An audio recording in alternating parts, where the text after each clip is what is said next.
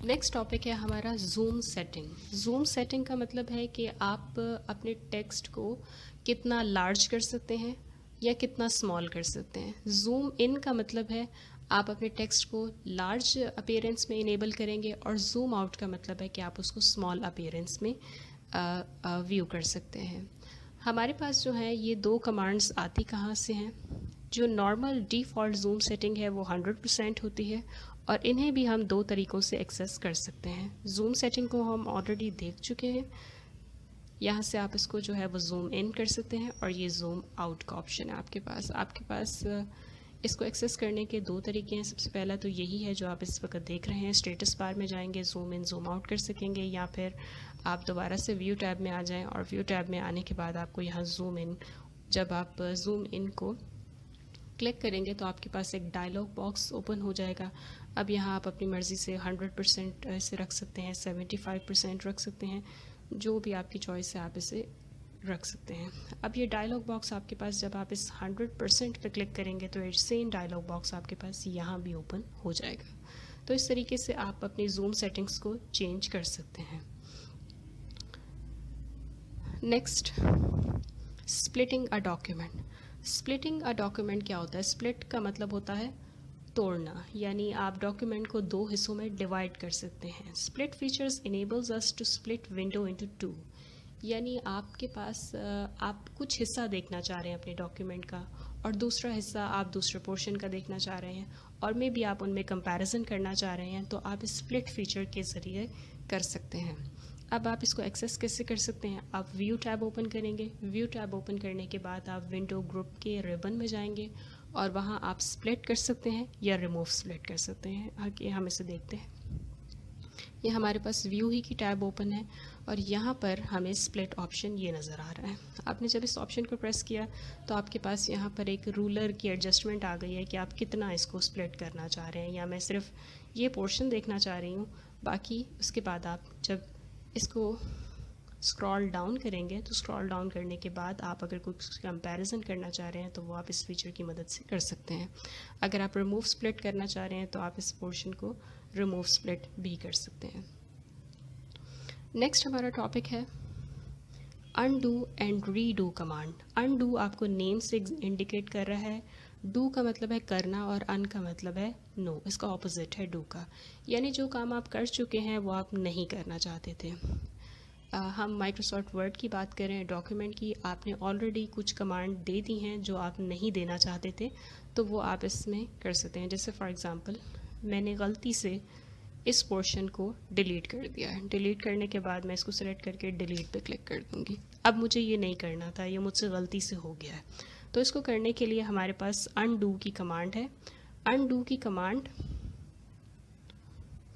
आपके पास यहाँ पर क्विक एक्सेस टूल बार में होती है, आपको यहाँ पे लिखा हुआ नज़र आ रहा होगा अनडू क्लियर, और इसकी शॉर्टकट कमांड है जो आपके कीज़ प्रेस कर सकते हैं, Ctrl+Z। मैं इसे प्रेस करूँगी और जो मैंने डिलीट किया था वो मेरे पास दोबारा आ गया है। तो ये है आपकी अनडू कमांड। अब नेक्स्ट है रीडू कमांड। अनडू हमारे पास एक रिवर्स टास्क है, यानी जो काम आपने रिसेंटली बाय मिस्टेक कर दिया है आप उसको अनडू कर सकते हैं। जैसे मैंने ये पोर्शन डिलीट करना था, मैंने डिलीट कर दिया, और फॉर एग्ज़ाम्पल अचानक मुझे ख़्याल आता है कि उसमें से कुछ ऐसी चीज़ें थी जिसको मुझे अपने नेक्स्ट डॉक्यूमेंट में यूज़ करना है, तो मैं उसको फ़ौरन अनडू करूँगी। अनडू करने के बाद जो चीज़ मुझे उसमें से चाहिए, यानी जो मैं इन्फॉर्मेशन उसमें से लेना चाह रही हूँ, उसको लेने के बाद मैं उसको रीस्टोर कर दूँगी, और रीस्टोर करने के बाद मैं रीडू की कमांड में जाऊँगी। यानी अनडू ने जो रिवर्स एक्शन किया था, आप रीडू की मदद से उसे रीस्टोर कर सकते हैं।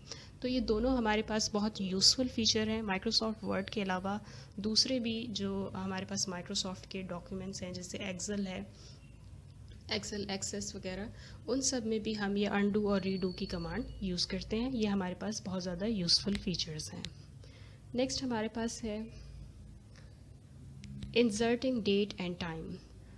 Documents can be organised according to date and time they were created. आप जिस वक्त कोई डॉक्यूमेंट क्रिएट करते हैं उसको आप डेट एंड टाइम दे सकते हैं, जिसकी मदद से आपका डॉक्यूमेंट ऑर्गेनाइज हो जाता है। आप दोबारा से उसको बहुत अरसे बाद एक्सेस करते हैं तो आपको पता होगा कि आपने ये डॉक्यूमेंट किस वक्त इंसर्ट, उसकी डेट और टाइम जो आपने उसमें इंसर्ट किया होगा उसकी मदद से आपको पता चल जाएगा कि आपने ये डॉक्यूमेंट किस वक्त क्रिएट किया था। और बाज़ ऐसे डॉक्यूमेंट्स होते हैं जिसमें डेट और टाइम कंपल्सरी होता है, जो उस डॉक्यूमेंट का हिस्सा होता है। तो अब आप इस फीचर को यूज़ कैसे करते हैं, आप इंसर्ट की टैब में जाएंगे, वहाँ से आपने फॉर्मेट चूज़ करना है डेट एंड टाइम का। डिफरेंट फॉर्मेट्स होते हैं, उसमें से आप जो भी चूज़ करना चाहें उसको सेलेक्ट करके आप प्रेस ओके का बटन प्रेस कर देंगे। अब यहाँ पर हम इंसर्ट की टैब में जाएंगे, इंसर्ट की टैब हमने ओपन कर ली। अब यहाँ से हम डेट एंड टाइम आपको इसमें सर्च करना पड़ेगा।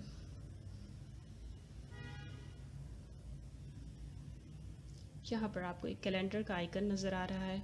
कैलेंडर का आइकन जब आप इसे ओपन करेंगे तो यहाँ पे आपको डिफरेंट फॉर्मेट्स नज़र आएंगे। जैसे यहाँ पे सैटरडे जुलाई 4 2020 है, यहाँ पर जुलाई 4 2020, यहाँ पर आपको डिफरेंट फॉर्मेट्स नज़र आएंगे। तो मुझे ये थोड़ा सा फॉर्मेट बेहतर लग रहा है, तो मैं इसको सेलेक्ट करने के बाद इसको ओके प्रेस कर दूँगी। तो यहाँ पर आपको एक डेट मिल गई है जहाँ जिससे आप इससे आप जो है वो बिगनिंग में भी ले जा सकते हैं। आप यहाँ पर अपना ऑलरेडी लर्न किया हुआ एक फ़ीचर यूज़ करेंगे। इसको सिलेक्ट किया आपने, सिलेक्ट करने के बाद आप इसको कट करते हैं। कट करने के बाद मैं इसे टॉप पे ले जाना चाह रही हूँ, यानी इससे भी पहले, तो यहाँ पर आप इसे पेस्ट कर देंगे।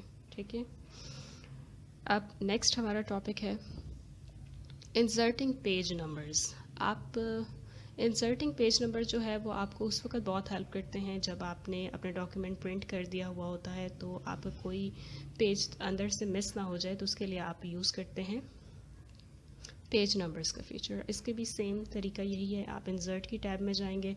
इंसर्ट की टैब में जाने के बाद आप यहाँ पर, ये तो कुछ और है, यहाँ पर आपको पेज नंबर्स नज़र आएंगे। अब यहाँ पर आपसे पूछा जा रहा है कि आप top of the page number add करना चाह रहे हैं या bottom of the page add करना चाह रहे हैं, पेज मार्जिन्स पे यानी उनके साइड्स पे ऐड करना चाह रहे हैं, या जो पोजीशन आपने इस वक्त सेलेक्ट की होगी यानी जहाँ आपका कर्सर होगा उस जगह पर आप डेट एंटर करना चाह रहे हैं। सो मुझे ये टॉप ऑफ जो है वो ज़्यादा बेटर लग रही है। अब यहाँ पर आप इसमें फॉर्मेट चूज़ कर सकते हैं। मैं यहाँ पर पेज नंबर वाला फॉर्मेट चूज़ कर देती हूँ। मैं इसको सेलेक्ट करूँगी और यहाँ हेडर पे मैं आपको इसको जूम इन करके दिखा देती हूँ। थोड़ा सा जूम इन करने के बाद आपको यहाँ पे हेडर पे जो है वो डेट नज़र आ रही है, और यहाँ से आप इसको एडिट भी कर सकते हैं। यानी फॉर एग्जांपल आप इस वक्त किसी और पेज पे हैं और उसका पेज नंबर कुछ और लिखा हुआ है, तो आप उसको एडिट करके चेंज कर सकते हैं। और यहाँ पे आप क्लोज हेडर एंड फुटर करेंगे तो जो आपके पास इस वक्त स्क्रीन ओपन है वो ख़त्म होकर सिर्फ आपके हेडर और फुटर बंद हो जाएगा। हेडर एंड फुटर पे डेट आती चली जाएगी। अब जैसे आप नेक्स्ट यहाँ पर पेज क्रिएट करते हैं, मैं नेक्स्ट ब्लैंक पेज ओपन करती हूँ तो यहाँ पर ऑटोमेटिकली आपको पेज 2 लिखा हुआ नज़र आएगा।